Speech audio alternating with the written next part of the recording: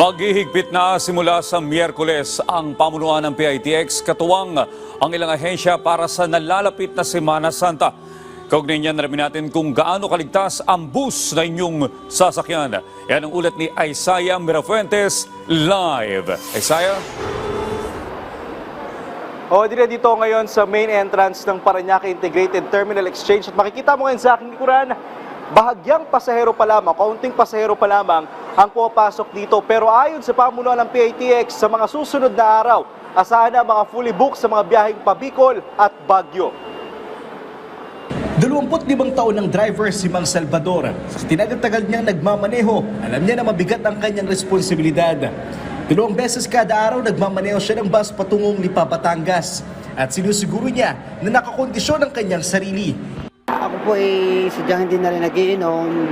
Bali, pagka ganun pong sir, di natutulog muna ako bago mag-drive. And then, lagi hong, kumbaga bukas ang isip pagka magmamalayo. Kasi sa pagdadrive po namin ng bus, sir, hindi lang yung sarili namin yung inaalaga namin, pati yung pasahero, buhay ng konduktor. Marami na naman sa ating mga kababayan ang uuwi sa kanilang mga probinsya.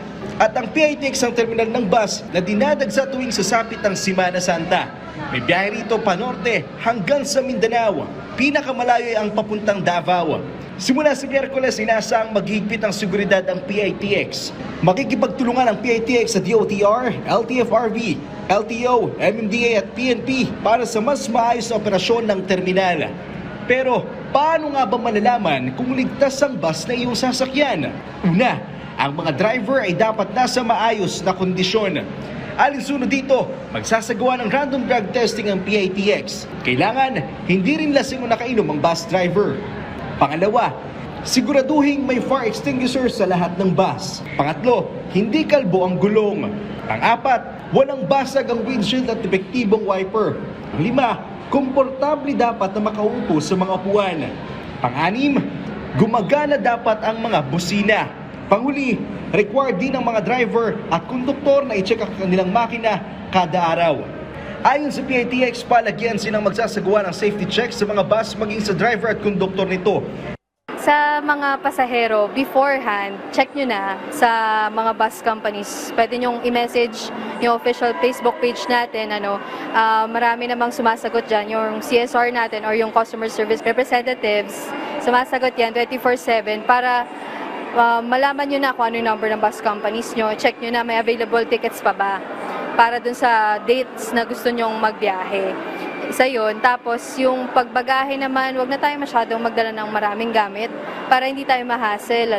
May K9 unit na nakabantay sa lugar dahil sa inaasahang dagsa ng mga pasahero.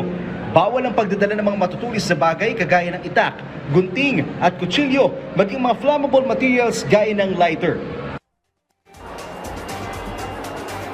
Audrey, kagaya na nakikita mo ngayon sa aking likuran, lahat ng mga pasahero pumapasok dito ngayon sa PITX ay chine-check ng mga security guard ang kanilang mga bagahe at kanilang mga bag para masiguro ang seguridad dito sa loob ng terminal. At maliban dyan, ayon sa PITX, aabot sa 2.5 milyong pasahero ang inaasahang papasok dito sa terminal ngayong panahon ng Kwaresma. At yan munang update mula dito sa PITX. Balik muna sa iyo, Audrey. Maraming salamat, Isaiah Mirafuentes.